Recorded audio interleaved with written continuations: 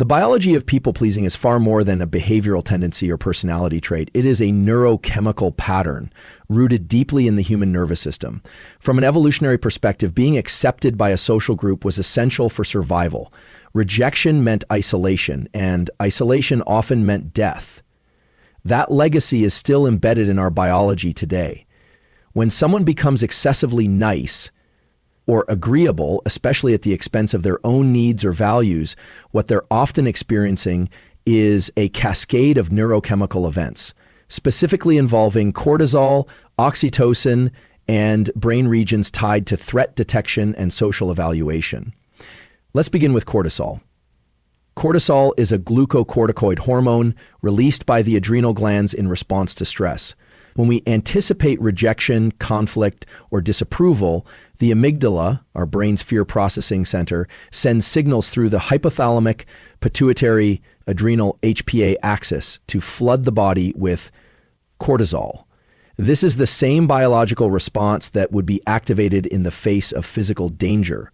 For people pleasers, even small social interactions can trigger this stress response. A raised eyebrow, an awkward silence, or perceived disappointment can be enough to activate the amygdala and shift the nervous system into a sympathetic state, alert, anxious, and overly focused on how to make the other person comfortable. Over time, this consistent stress response leads to emotional exhaustion, irritability, and reduced immune function.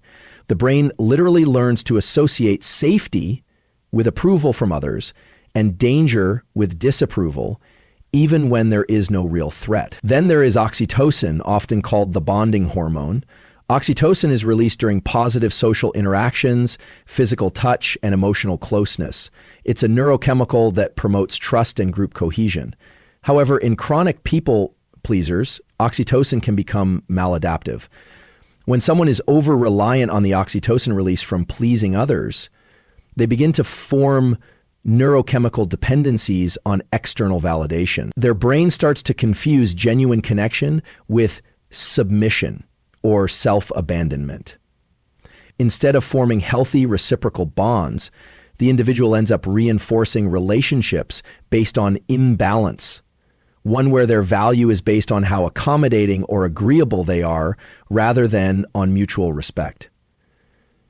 The interaction between cortisol and oxytocin becomes particularly interesting in socially anxious individuals. Social anxiety isn't just a psychological experience, it's a biological one. The anterior cingulate cortex and insula, two brain regions involved in error detection and self-awarenessness, become hyperactive in socially anxious people. This hyperactivity leads to constant internal monitoring. Did I say the wrong thing? Did they like me? Should I apologize? This internal monologue feeds the cycle of people-pleasing. Every social interaction becomes a performance under the threat of judgment, and the brain learns to associate niceness with temporary relief. But that relief is deceptive. It doesn't solve the core issue. It merely avoids the perceived threat. Neuroplasticity, your brain's ability to rewire itself based on behavior and experience, plays a central role in maintaining or disrupting this loop. The more you default to pleasing others to manage discomfort, the more your brain encodes that pattern as safe. It becomes the default behavioral setting. Eventually, your nervous system will begin to anticipate others' needs before your own without conscious effort, as a way to preemptively avoid cortisol spikes. You become hypersensitive to others' emotional cues, facial expressions, or tones of voice. The nervous system is constantly on alert, scanning for approval or rejection and orienting behavior accordingly. At the same time, the dopamine system becomes less sensitive to personal achievement or internal goals. The reward pathway, primarily governed by the ventral tegmental area and nucleus accumbens, starts to shift its focus toward external validation. That's why people pleasers often feel little satisfaction from achieving something for themselves, but feel momentarily relieved or rewarded when someone else expresses approval. This shift further erodes self-esteem and sense of agency because the source of motivation is no longer internal, it's outsourced to the social environment. The chronic activation of these systems doesn't just affect mood. It can alter your biology at a cellular level. Prolonged cortisol exposure shrinks the hippocampus, the area of the brain associated with memory and learning. It also increases inflammation, which has been linked to depression, fatigue, and even autoimmune issues. The repeated release of oxytocin in imbalanced relationships can create emotional codependency. In effect, your nervous system starts wiring itself around external people rather than internal principles. Boundaries are often misunderstood as merely social constructs or psychological preferences, but they are in fact biologically necessary. The human brain operates through a delicate balance of input and inhibition. Without this balance, systems in the brain begin to dysregulate, leading to emotional overwhelm, chronic stress, and eventually burnout. Just as neurons rely on precise thresholds to fire and communicate effectively, individuals need clear thresholds, boundaries, to maintain mental health, cognitive function, and a coherent sense of self. The prefrontal cortex, responsible for executive function, impulse control, and decision-making, is deeply involved in boundary setting. This area of the brain helps assess risk, regulate behavior, and manage emotional responses. When boundaries are clear, the prefrontal cortex operates efficiently. It filters out distractions, prioritizes internal goals over external demands, and maintains alignment between thoughts and actions. But when boundaries are blurred or non-existent, the prefrontal cortex becomes overburdened. It's forced to constantly adapt to others' expectations, anticipate potential conflicts, and resolve internal contradictions. Over time, this cognitive load leads to decreased focus, poor emotional regulation, and increased susceptibility to anxiety and depression. The brain is designed to create patterns and routines that promote predictability and stability. This is known as allostasis. The process of achieving stability through change, when boundaries are in place, the brain can anticipate what is acceptable and what is not, creating a framework within which it can operate safely. Without boundaries, the brain is in a constant state of recalibration. It cannot predict how others will treat you or how you will respond, leading to a continuous state of hypervigilance. This unpredictability triggers the limbic system, particularly. Furthermore, habitual niceness often leads to chronic stress and emotional dysregulation. Constantly monitoring others' moods, avoiding difficult conversations, and absorbing others' needs creates cognitive fatigue. The brain's default mode network, DMN, which is active during self-reflection and internal processing, becomes hijacked by ruminative and anticipatory thoughts. Did I upset them? Should I have said that? Do they still like me? This overload weakens the brain's ability to process complex emotions and make value-aligned decisions. Kindness, in contrast, supports a well-regulated DMN because it's based on clarity rather than second-guessing. When someone acts with kindness, even in the face of discomfort, the DMN is allowed to process the experience as congruent with self-image, reducing internal conflict. Another critical element is oxytocin, the neuropeptide associated with bonding and trust. True kindness increases oxytocin levels, both in the giver and the receiver. It fosters connection that is authentic and biologically restorative. Niceness, when used manipulatively or to avoid tension, does not produce the same oxytocin response. It may create surface-level peace, but it doesn't build trust at a physiological level. Assertiveness combined with kindness, however, strengthens oxytocin pathways because it signals honesty, reliability, and emotional maturity. The brain recognizes these signals and begins to associate the individual with safety, not because they are agreeable, but because they are authentic and emotionally consistent. Over time, the repeated practice of kindness through assertiveness reshapes the brain's connectivity. It strengthens the neural pathways between the prefrontal cortex and limbic system, enhancing emotional intelligence and reducing reactivity. This neuroplastic change supports resilience, clear thinking under stress, and deeper, more respectful relationships. In contrast, continued patterns of niceness erode that connectivity by prioritizing immediate harmony over long-term self-respect. The result is a life organized around the emotional needs of others rather than around a clear, stable sense of self. Saying is more than a social skill or a matter of self-discipline. It is a neurobiological act that directly influences how the brain encodes identity, regulates stress, and activates reward systems. At its core, the word no represents a boundary, a clear signal sent both inward to the self and outward to the world about what will and will not be tolerated. This signal carries profound neurochemical consequences. Every time a person says no to something that misaligns with their values, priorities, or integrity, the brain not only respects that decision, but reinforces it through the reward circuitry, particularly the dopaminergic pathways responsible for motivation, learning, and identity consolidation. Dopamine, often mischaracterized as simply the pleasure molecule, is better understood as the molecule of anticipation, reward prediction, and goal-relevant behavior. It is primarily released in the brain's mesolimbic pathway, particularly from the ventral tegmental area to the nucleus accumbens. When someone says no to an external demand or temptation that might offer short-term comfort but undermines long-term goals, that act of refusal becomes a signal of agency. The brain reads this as self-directed behavior and releases dopamine in response, not because saying no feels good immediately, but because it aligns with a deeper internal compass. This dopamine reinforces the neural pattern that prioritizes self-committed goals over reactive choices. The more frequently a person practices saying no, the more robust and accessible those neural circuits become.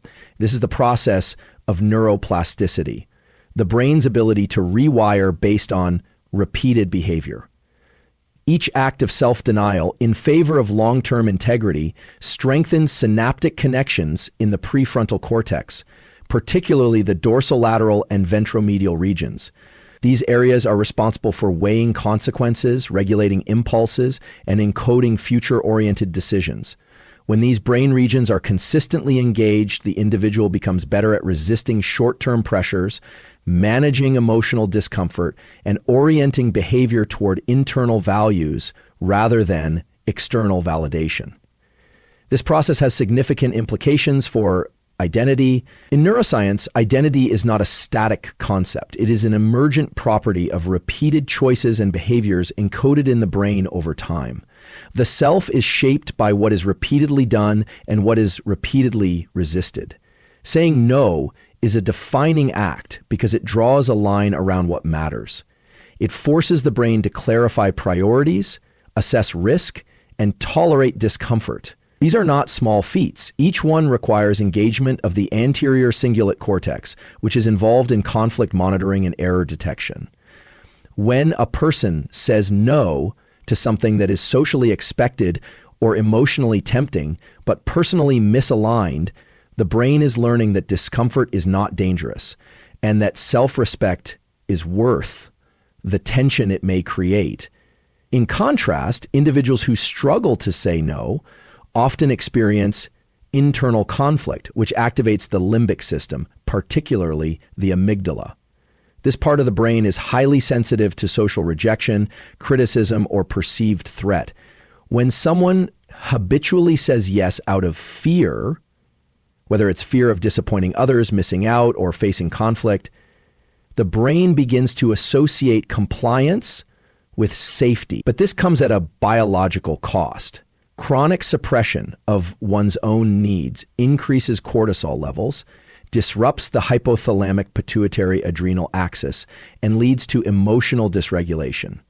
Over time, this can result in fatigue, anxiety, resentment, and a blurring of identity because the brain no longer distinguishes between what is truly wanted and what is simply tolerated. The vagus nerve, which governs the parasympathetic nervous system and regulates states of calm and connection, also plays a key role in how the body responds to assertive communication.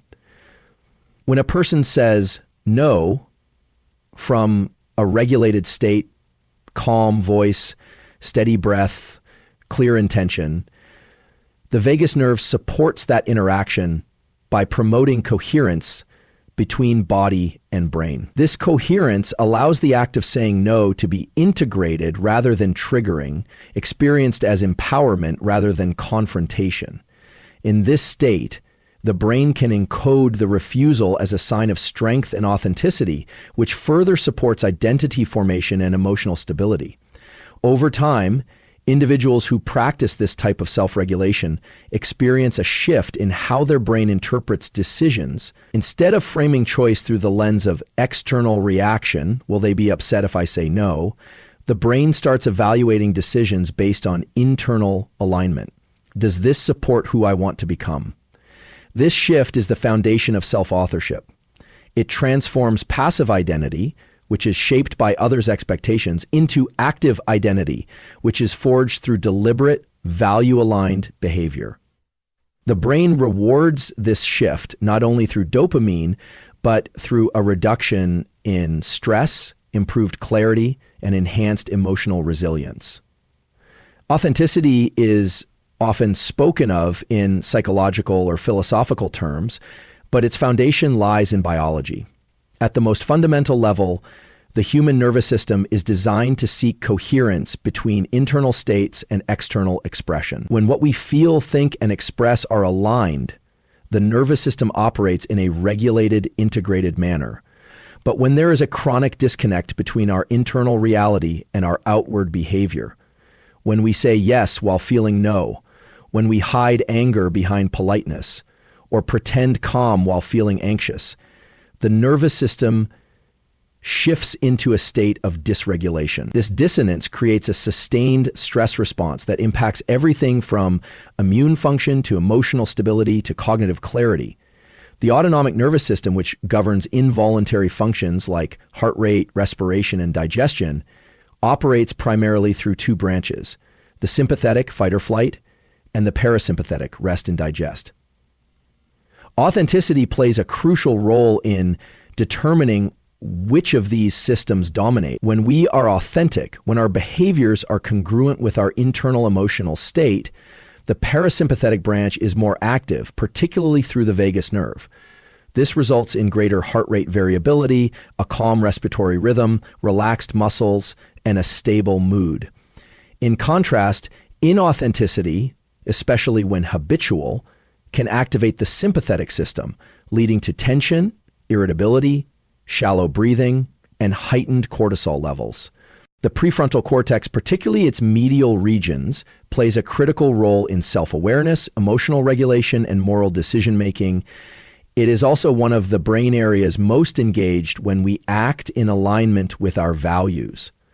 When we express ourselves authentically, even in difficult or vulnerable moments, this region becomes active, reinforcing a sense of psychological integrity. The brain essentially learns that truth-telling, even when uncomfortable, is associated with clarity and reward. This builds stronger prefrontal limbic connections, allowing for greater regulation of emotional reactivity over time. Authentic behavior strengthens neural pathways associated with self-control, resilience, and self-trust. Conversely, when someone consistently suppresses their real thoughts and feelings, the limbic system, especially the amygdala, becomes hyperactive. The brain interprets suppression as a form of internal threat, an internal signal that it's not safe to be seen or heard. Over time, this can lead to chronic low-level activation of the stress response, a condition known as allostatic load. Allostatic load wears down the nervous system, decreasing its capacity to return to baseline after stress and reducing emotional flexibility. This internal misalignment also depletes dopamine reserves in the brain's reward circuitry, particularly in the mesolimbic pathway, making the individual more susceptible to depression, fatigue, and lack of motivation. Neurobiologically, authenticity also engages the insular cortex, which integrates internal bodily states with emotional and social awareness. When someone is in touch with their feelings and expresses them accurately, the insula helps them track and regulate their physiological state. This fosters what's known as interoceptive awareness, the ability to sense and interpret internal signals like heartbeat, breath rate, or gut tension. High interoceptive awareness is closely linked with emotional intelligence and the capacity to self-soothe. Authentic individuals are better able to recognize when they are approaching overwhelm and take action to regulate themselves before full dysregulation occurs. Social neurobiology also underscores the importance of authenticity in regulating the nervous system. Humans are wired for connection, and much of this connection depends on the nervous system detecting whether another person is safe or threatening. This is done through mechanisms like facial expressions, tone of voice, eye contact, and body language, all of which are influenced by the state of the autonomic nervous system. When someone is authentic, their nonverbal cues are congruent with their internal state, allowing others to feel safe and connected. This mutual regulation, known as co-regulation, plays a major role in emotional development and relational health.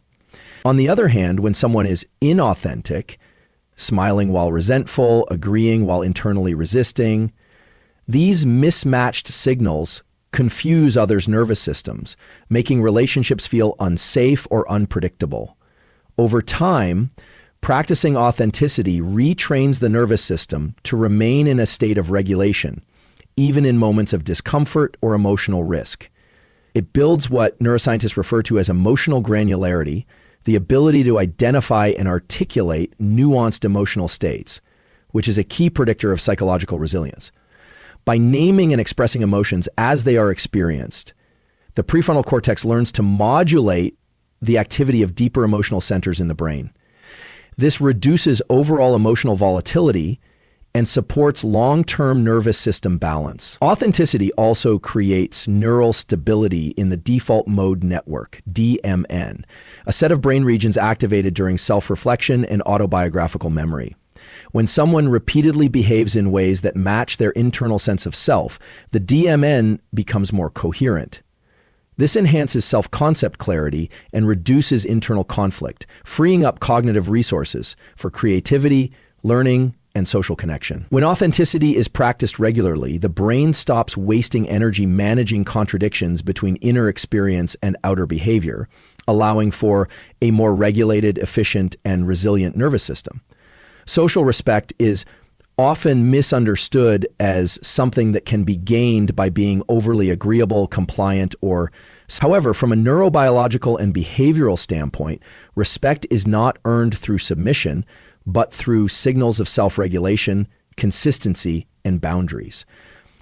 The nervous system, both our own and those of others, is finely tuned to detect patterns of behavior that suggest emotional strength and self-possession. When a person constantly submits to others' demands, suppresses their own needs, or avoids conflict at all costs, they may create temporary social harmony, but they do so at the cost of long-term respect, both from others and from within.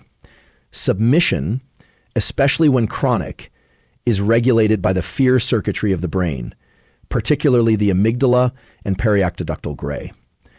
These areas are activated when the brain perceives threat, especially social threat.